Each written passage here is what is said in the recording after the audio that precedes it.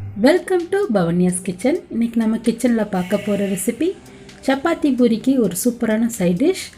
தாபா ஸ்டைலில் பட்டாணி மசாலா, மட்டர் மசாலா எப்படி செய்யணும்னு பார்க்க போகிறோம். ஃபஸ்ட் டைம் பார்க்குறவங்க மறக்காமல் சப்ஸ்கிரைப் பண்ணிவிட்டு பக்கத்தில் இருக்கிற பெல் ஐக்கானையும் ப்ரெஸ் பண்ணிக்கோங்க. வாங்க எப்படி செய்யணும்னு பார்க்கலாம்.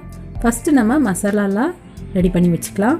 அதுக்கு 2 பச்சை மிளகா, ஒரு 10 பல் பூண்டு, ஒரு பெரிய துண்டு இஞ்சி எடுத்து வச்சுருக்கோம். இந்த மாதிரி மிக்ஸி ஜாரில் கொரப்பாக அரைச்சிக்கோங்க. ரொம்ப கொரன்னு லைட்டாக தண்ணி விட்டு இந்த மாதிரி பேஸ்ட்டாக அரைச்சி வச்சுக்கலாம். அடுத்தது ஒரு கடாயில் சூடு பண்ணிவிட்டு எண்ணெய் சேர்த்துக்கோங்க. எண்ணெய் சேர்த்துட்டு 2 பெரிய வெங்காயம் ரஃப்பாக கட் பண்ணது சேர்த்துட்டு நல்லா வதக்கி விடுங்க.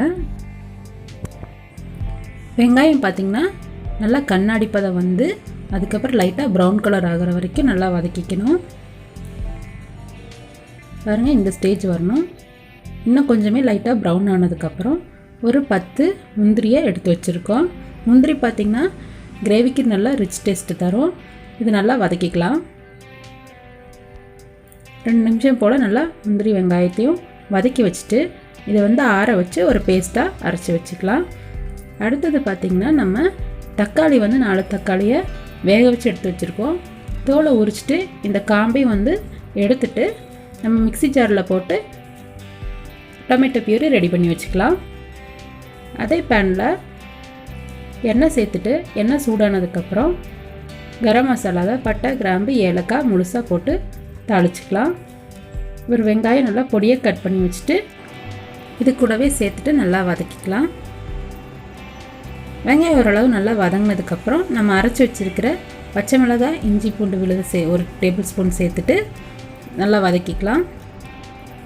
நல்லா பச்சை வாசனை போகிற அளவுக்கு நல்லா வதக்கிக்கோங்க.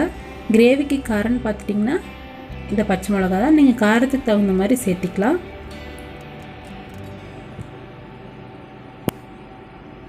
இது ஓரளவுக்கு நல்லா வதங்கினதுக்கப்புறம் ஒரு பெரிய பவுல் நிறையா பச்சை பட்டாணி எடுத்து உரித்து வச்சுருக்கேன், அதை சேர்த்துக்கலாம். சேர்த்துட்டு நல்லா வதக்கிக்கோங்க. பட்டாணி ஒரு 2 நிமிஷம் போல் நல்லா வதங்கட்டும்.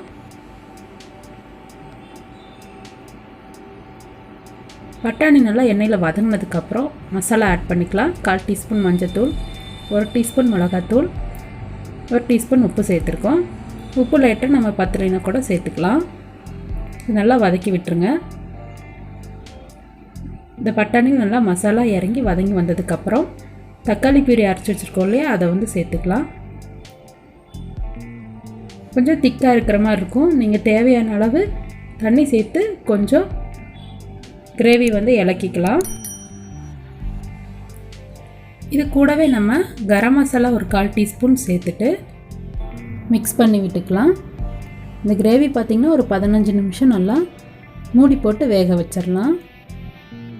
15 நிமிஷம் கழித்து பார்த்தா கிரேவி நல்லா குக்காகி வந்திருக்கும். கொஞ்சம் திக்கும் ஆகிருக்கும். பாருங்கள், 15 நிமிஷம் ஆனதுக்கப்புறம் கிரேவி நல்லா திக்காயிருச்சு.